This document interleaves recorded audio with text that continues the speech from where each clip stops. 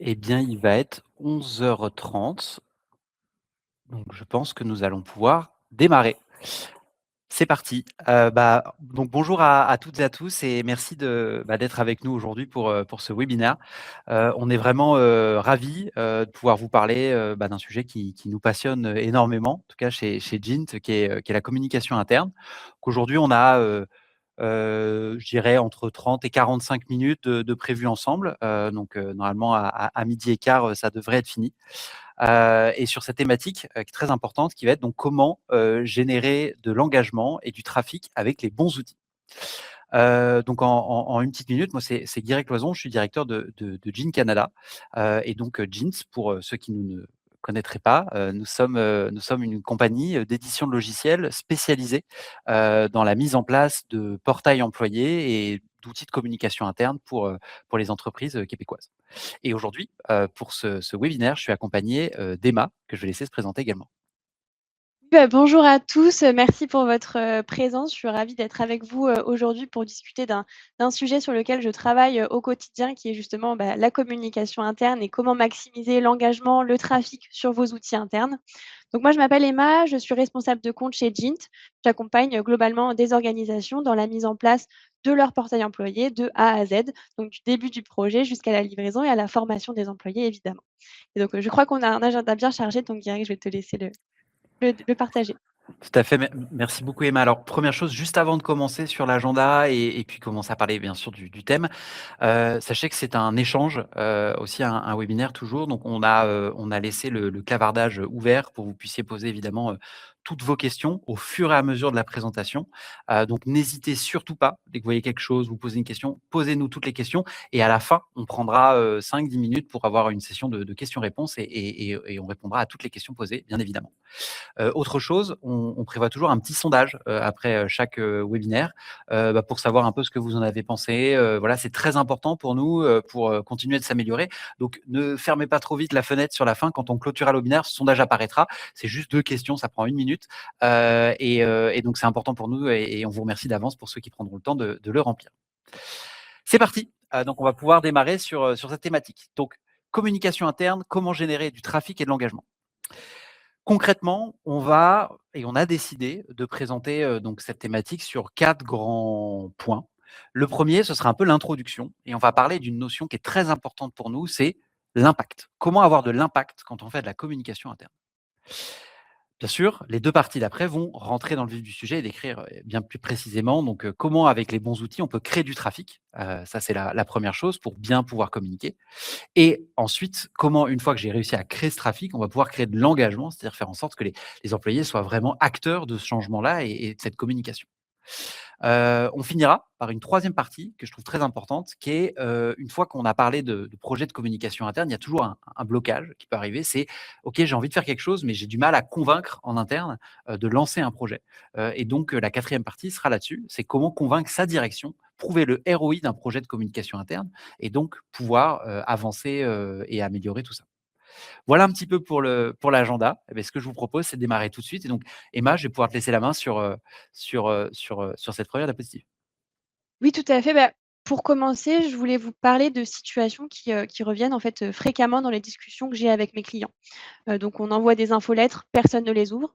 On n'arrive pas à toucher toute la compagnie puisque certains sont déconnectés, n'ont pas accès à un ordinateur portable.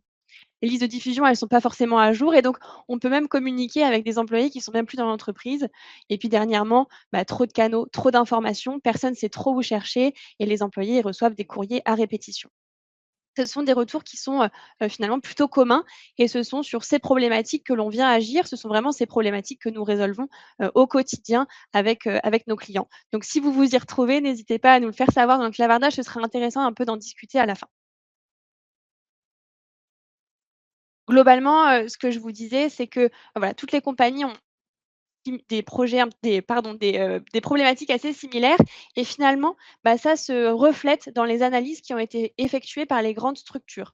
Donc on nous dit, par Gallup, hein, que 74 des employés estiment manquer d'informations essentielles pour bien faire leur travail. Et à côté de ça, 60 des entreprises n'ont pas de stratégie de communication qui soit formalisée.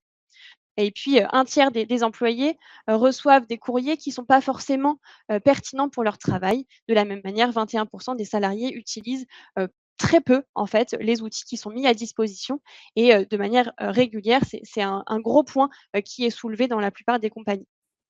Donc comme vous l'aurez compris, dans ce webinaire, on va essayer de trouver ensemble des solutions pour que cela se reproduise pas ou plus, dans votre entreprise.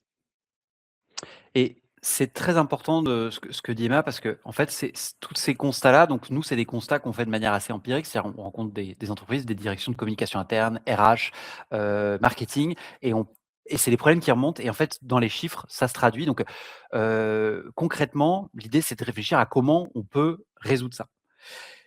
Ce que vous voyez à l'écran, c'est une image que je trouve assez intéressante et on va parler d'impact. En fait, aujourd'hui, quand on a un communicant, qu'est-ce qui se passe? On a un message qu'on veut communiquer, une cible et derrière, entre les 2, bah, un tuyau, on va dire ça, un canal de diffusion qui doit me permettre d'envoyer ce message-là et qu'il soit bien reçu.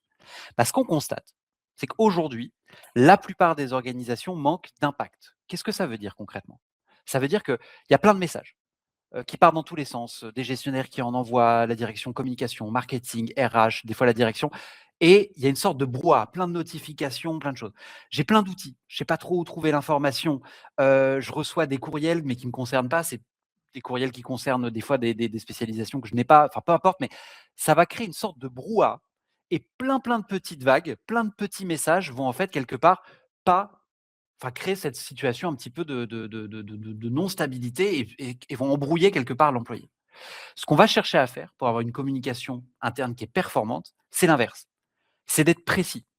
C'est de pouvoir envoyer de manière chirurgicale, comme on dit, le bon message à la bonne personne au bon moment. Et donc, pour faire ça, bah, c'est important de savoir avoir un œil neutre sur son organisation et de savoir ce qui va pas. Et globalement, pour arriver à ça et pour sortir de la situation de gauche, bah, on peut nommer certaines frictions. Ce sera la conclusion de cette introduction. Donc, les constats qu'on a et ce qui reflète donc les chiffres, ce qui reflète des échanges qu'on a avec des directions de communication, marketing, RH, c'est ça. Saturation, trop de courriels, trop de notifications, surcharge d'informations pour l'employé. On sait qu'un employé qui reçoit plus de 2 ou 3 notifications par heure, elles ne seront pas lues. Et aujourd'hui, la moyenne, je crois dans certaines entreprises, on avait fait des audits, ça peut être 120 par jour. Ça n'a aucun sens. Évidemment, on ne peut pas recevoir les messages. Perte d'impact. Je reçois des messages qui ne me concernent pas directement. Et donc forcément, bah, j'ai un faible engagement, c'est que je ne sais pas distinguer les bons messages des mauvais messages, donc à la fin, j'en lis aucun. Trop d'outils. Un Teams, un Slack, un Facebook des fois utilisé, un WhatsApp que je peux bref, des courriels qui arrivent tous les jours, peu importe votre environnement, il y a trop de choses. Je passe d'un outil à l'autre et donc je suis perdu globalement. Manque d'interaction. Aujourd'hui, beaucoup de communications sont seulement descendantes. J'ai un message, je l'envoie, je le reçois. Sauf qu'on ne laisse pas à l'employé la possibilité parfois d'interagir, de réagir, publier, de répondre à des sondages, bref, d'être engagé pleinement. Et donc, ce manque d'interaction va créer un désengagement. Et manque de personnalisation. On disait, bah oui, des fois les messages ne me concernent pas, mais même c'est pire, c'est que des fois on me demande, je sais pas, je suis un travailleur et je travaille dans une usine, et on me demande de me connecter pour voir les informations sur un ordinateur partagé. Ça n'a pas de sens dans le sens où je vais pas tous les jours sur l'ordinateur partagé, c'est pas ça mon métier. Mon métier, c'est de travailler, sur ce que j'ai à faire. Et donc aujourd'hui, on a besoin de pouvoir communiquer avec tout le monde, avec les outils qu'ils utilisent au quotidien. Donc ça, c'est les problèmes, c'est les frictions. Et donc, globalement, je travaille sur ces sujets-là depuis maintenant des années. Comment réussir à enlever toutes ces frictions-là? Et comment réussir à créer du trafic, c'est-à-dire une zone où je vais pouvoir facilement communiquer avec toute l'entreprise?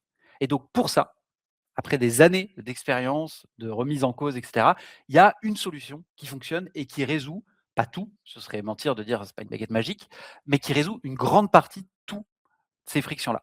Et la solution, bah, c'est la mise en place d'un portail unique qui permet de créer du trafic. Donc Emma, bah, je vais te laisser en parler parce que c'est toi qui mets ça en place chez beaucoup de tes clients. Oui, parce que jusqu'alors, on vous parlait, beaucoup de frustration des équipes, RH, des équipes communication, quant à l'accès justement, à l'information par vos employés.